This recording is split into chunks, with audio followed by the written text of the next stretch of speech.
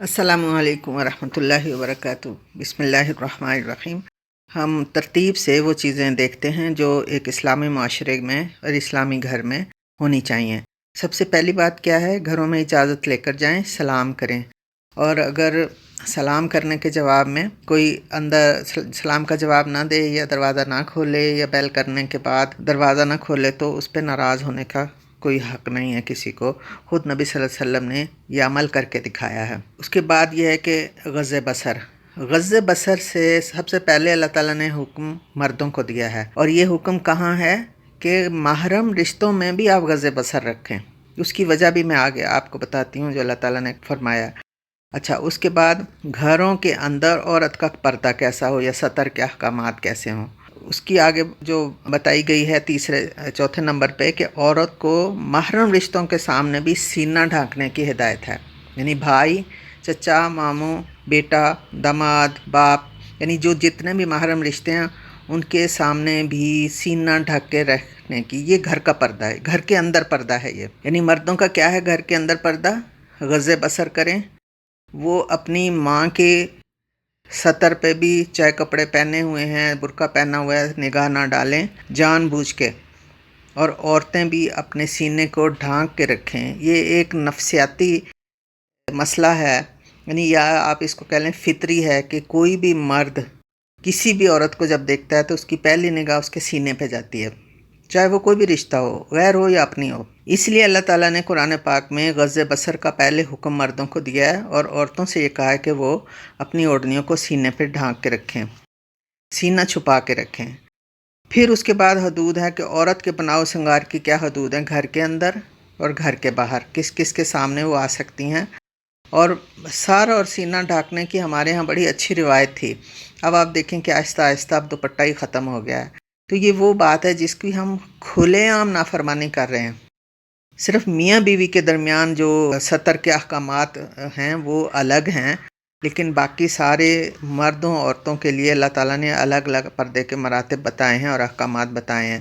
یعنی کچھ پردہ جو ہے وہ محرم مردوں سے بھی ہے، پھر اس کے بعد غیر محرم اجنبی مرد سے تو مکمل پردہ ہے کہ ہاتھ اور پاؤں بھی چھپے ہوئے ہوں۔ عرب میں تو آپ دیکھتے ہیں کیسے پردہ کیا ہوتا ہے، صرف آنکھیں چھپی ہوتی ہیں، آنکھوں کی بھی شیپ نظر نہیں آتی ہے۔ یہ وہ پردہ ہے جو غیر محرم اجنبی مرد سے ہے۔ پھر کچھ رشتہ دار ہوتے ہیں جو غیر محرم ہوتے ہیں، لیکن ان کے سامنے وہ گھروں میں آتے جاتے ہیں، ان کے ساتھ پردے کے یہ احکامات ہیں کہ آپ کا بال نظر نہ آئیں، آپ نے میک اپ نہ کیا ہوا ہو، آپ کی جو ساری زیب و زینت ہے وہ ان کو نہ پتہ چلے۔ تو ترتیب سے اللہ تعالیٰ نے مومن مردوں اور عورتوں کو پاکیزہ حیادار معاشرے میں رہنے کا سلیقہ سکھایا ہے۔ کوئی مشکل زندگی نہیں ہے جیسے لوگوں کو لگتا ہے کہ پردہ کر لیا تو پتہ نہیں کیا زندگی مشکل ہو جائے گی۔ اللہ تعالیٰ نے ہر چیز کو الگ الگ سے بیان کیا ہے، اور ہر چیز میں اتنی آسانی ہے کہ انسان خود اگر اس پہ عمل کرے تو اسے سمجھ آئے۔ شیطان تو ایک مشکل چیز کو آسان بنا کے پیش کرتا ہے، تو اللہ تعالیٰ نے فرمایا کہ وہ تمہیں نور سے اندھیرے کی طرف لے کے جاتا ہے، لیکن اللہ تعالیٰ اندھیرے سے نور کی طرف لاتا ہے۔ اس کے بعد ہمارے یہ ملتا ہے کہ محرم رشتہ دار کون کون سے ہیں، اور محرم رشتہ داروں کی گھروں میں بغیر بتائے، بغیر اطلاع کے، یعنی پیشگی اجازت لیے بغیر بھی جا سکتے ہیں، اور وہاں جا کے بن بلائے کھانا بھی کھا سکتے ہیں۔ اس کے بعد جو احکامات میں آتا ہے کہ بن بیاہے بیٹھے رہنے کی ممانعت ہے، شادی کریں جب وقت ہو جائے، جب عمر ہو جائے، تو اس انتظار میں نہ بیٹھے رہیں کہ فلاں کام ہو جائے، اتنے پیسے جمع ہو جائیں، اتنا کاروبار بڑھ جائے، یا اتنے تعلیم ہو جائے، یہ سارا کچھ کرنا غیر ضروری ہے۔ بالغ ہوتے ہی شادی کرنے کو ترجیح دینا مسلمان کا کام ہے، حتیٰ کہ لونڈیوں غلاموں کو بھی بغیر نکاح کے رہنے سے ممانعت ہے۔ یعنی کوئی بھی مرد ہو یا عورت، وہ بالغ ہو تو وہ بغیر جوڑے کے نہ رہے۔ اور اس کے بعد یہ حکم دیا گیا کہ جو غلام یا لونڈی آزاد ہونا چاہے اس کے ساتھ تعاون کیا جائے، جس کو مکاتبت کہتے ہیں۔ اس کے علاوہ محتاج، معذور، بھوکا یا کوئی رشتہ دار بلا اجازت گھر سے کچھ کھانے کی چیز لے کے کھا لے تو اس پہ مواخذہ نہیں ہے۔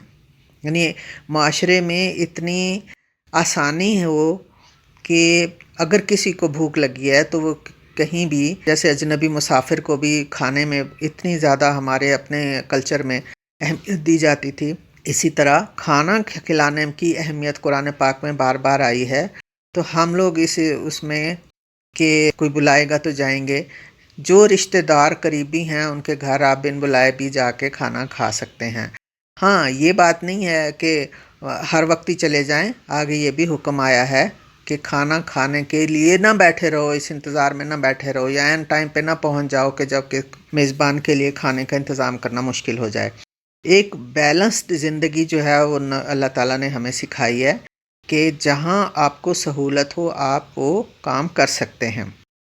35 سے 46 تک کی خاص آیات ہیں جس میں اللہ تعالیٰ نے اللہ نور السماوات والارض مثل نورہ کمشکات فیہا مصباح، اس پہ انشاءاللہ الگ سے بات کریں گے، یہ ایک الگ موضوع ہے۔ لیکن اس موضوع کے حوالے سے اس کا خلاصہ یہ ہے کہ جو ان نورانی پاکیزہ احکامات پہ عمل کرنے اور پاکیزہ معاشرہ تشکیل دیتے ہیں یا اس میں عمل کرتے ہیں یا کوشش کرتے ہیں، وہ اللہ کے دیے نور کی روشنی میں زندگی گزارتے ہیں، تو اللہ ان کی رہنمائی کرتا ہے اور ان کے دل اللہ کی طرف متوجہ رہتے ہیں۔